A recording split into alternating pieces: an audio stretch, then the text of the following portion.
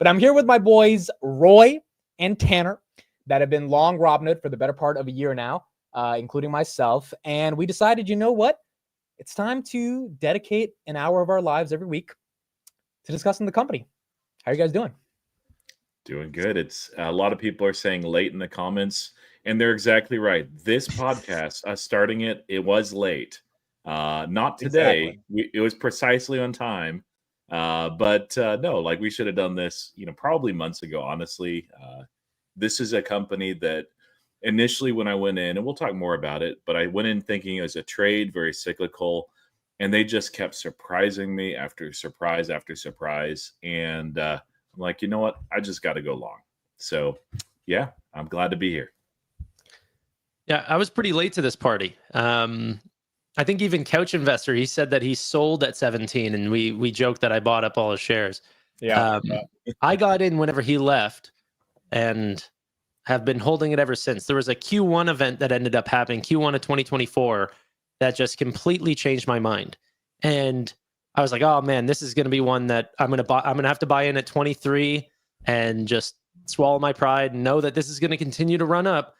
But yet it sold off that day on amazing news. And so I was able to get in at a discount and buy into this stock even after its run up. Someone in the chat said that we should change the name to Boys in the Hood, and I think that's maybe that's the name of the pod, bro. That's the unofficial name of the podcast. 100%. 100%. That's great. Whoever said that, that's great. So I've been in the stock since December 2023. I think Roy around the same time. Tanner joined around May 2024. But I think the reason we're starting this pod is because the long-term growth story and potential of this company has become more and more apparent, more and more exciting. I think to do a weekly podcast, we've tried this with Palantir. You guys do this with SoFi. There needs to be a very long-term story because A, there needs to be news to talk about every week. And then B, there needs to be something exciting enough to actually want to spend an hour of our lives talking with everyone who joins in this community, shows up to this podcast, and make it a real tradition every single week. And I think there's more than enough news based on what we've been getting over the past couple of months and definitely what we saw at the Investor Day. So I guess the first question to kick it off, we'll start with you, Tanner. What is your expectations for this podcast and kind of why are you excited to talk about Hood every single week for an hour? So I cover another company quite often. I do a weekly show on it. And we've been doing it for probably 100 episodes at this point, and not much recognition from the company that we're actually covering each and every week. And I do get reached out in private by a lot of the employees that are invested in that company and love the business, SoFi, but they can't speak to us. Management doesn't want to speak to us. Investor relations doesn't talk to us. We don't have a lot of back and forth.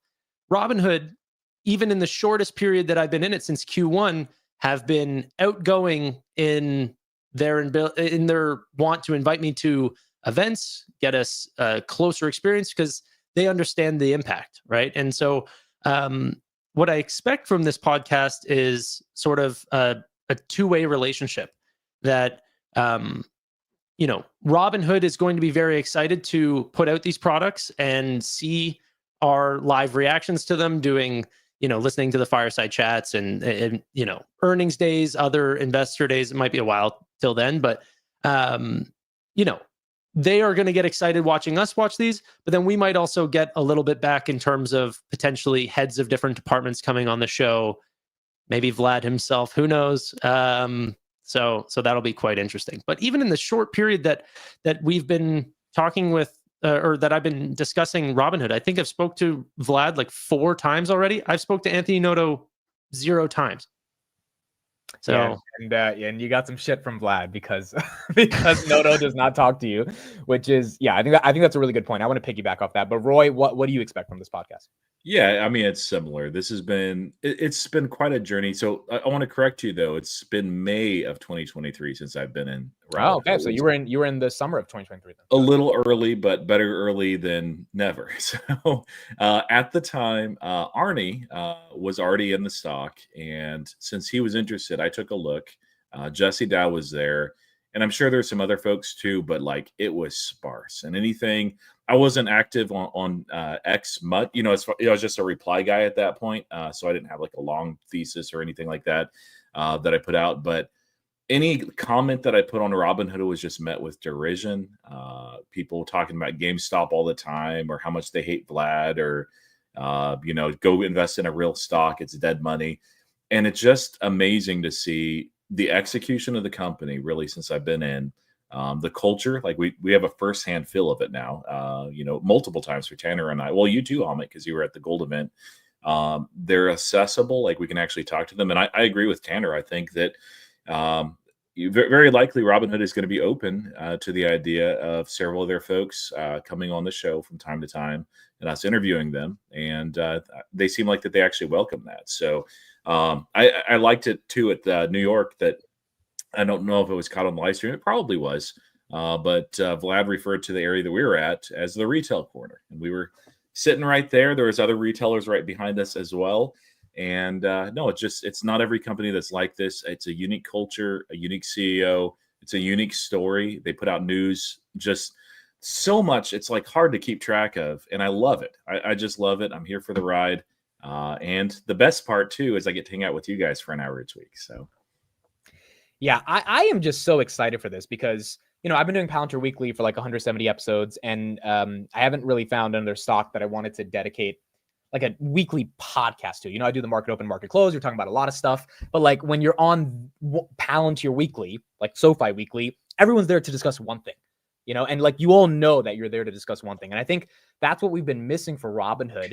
And quite frankly, just like analysts upgrade the stock because the company executes and they deserve it, I kind of think from a content perspective, Robinhood deserved this. I mean, we're talking so much about them. They're giving us so much news. They're doing so many updates. They're hosting 3 freaking events next year. It's like when you're executing to that level, you kind of deserve the media coverage on you know what's happening in the company just because more people are interested in it. And I think it was time to do this. And Vlad, you know, we can't say enough about him.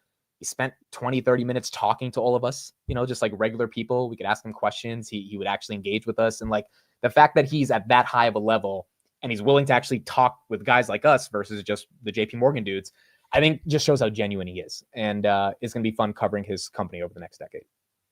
Yeah, and I'll add, it's not just that, you know, the word content creators, like just regular retail folks. Like his team was a little bit more like, hey, not right now, you know, like at the Miami event, but he was happy to shake hands and talk to anybody. He just was very open guy. I appreciate that. And there weren't many questions that, you know, he gets asked that he's not willing to answer. There's some that legal doesn't want him to answer, but no, it's a great level of transparency. It's awesome. Yeah. I remember the first time I was talking with him, and he was with one of the legal people there. I don't want to like name them or whatever, but yeah. I was like trying to, as I was talking to Vlad, I was like trying to move my body to like separate him from. I'm like, stop looking over at her. Look at me. Yeah, I remember that. Bro, it makes sense. He's probably, you know, these guys are under so much pressure they can't say the wrong thing. But at the Investor Day, it was a much more intimate event. It wasn't like Miami where there was like thousands of people. There was only like 100 of us, 200 of us, and I think that's where we got a chance to like, you know, sit and talk with them. And it was just cool, bro. It was really cool. And not just him, all of management. We got to talk to Steve Quirk. We got to talk to his chief brokerage officer, his chief of staff, the Ravi running the credit team. I mean, there's just, I think the company is getting to the point where they're so mature. They want to engage with investors. They kind of don't care. I mean, everyone knows that like Vlad's been doing 1 trillion different podcasts all year, and his legal team probably doesn't want him to do all these little minute podcasts. But nonetheless, he's like, you know what? This is my media strategy, and I need to make sure people see me for who I am, not just the CNBC Bloomberg version of me, right? And so that's why I think it's exciting. So having said that, let's get into it. I think the first thing I want to do is recap Investor Day. So there's a lot of stuff to get into. There's so much stuff that we're probably gonna have individual episodes in the future on little different things, but raw kind of high level thoughts. What did you get from Investor Day? And then we'll nitpick on some certain things. We'll start with you, Tanner. I'm a total addressable market investor through and through. So, you know, the size of the problem that they're trying to tackle is one of the most important problems, because even if you're not the largest, you know, taker of that pie, even if you get a small percentage of one of the biggest problems to solve, you're still going to be a very rich investor. So Robinhood is tackling a very, very big problem. And it was good to know that this is not an active trader scene that they're just trying to go after. There was so much more that they want to get into. Once they started to get into full global financial ecosystem, like many companies, they'll just sort of look at the largest number that they could possibly bring up. I didn't want to do just that. I wanted to focus on the active trader part and some of the things that they could tackle within the United States, but they were also very clear to show that off. And we're at 10-20x before Robinhood needs to start changing their strategy here, and that's very exciting. Yeah, I would agree. And speaking of TAM, we'll talk more about this later, but obviously there is a massive TAM opportunity for the company. 600 billion, I think, is the total revenue TAM that they believe they have. It's one of the slides in here, and they've only done 2.5 billion, right? So there's obviously a lot of room for them to grow. Roy, your raw thoughts on Investor Day? Yeah, I was going through the Investor Day slides, I think 2 days ago, and there's 110 of them. The level of detail that they offered, I love that. Like they're not only showing TAM, but they talked about how they would actually address and reach that TAM.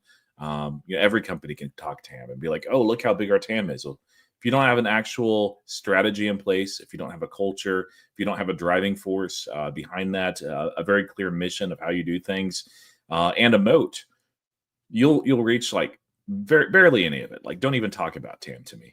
Robinhood is a very clear leader, and probably the thing that stood out to me that I thought was kind of the coolest, and we already knew this as well just because we see headlines.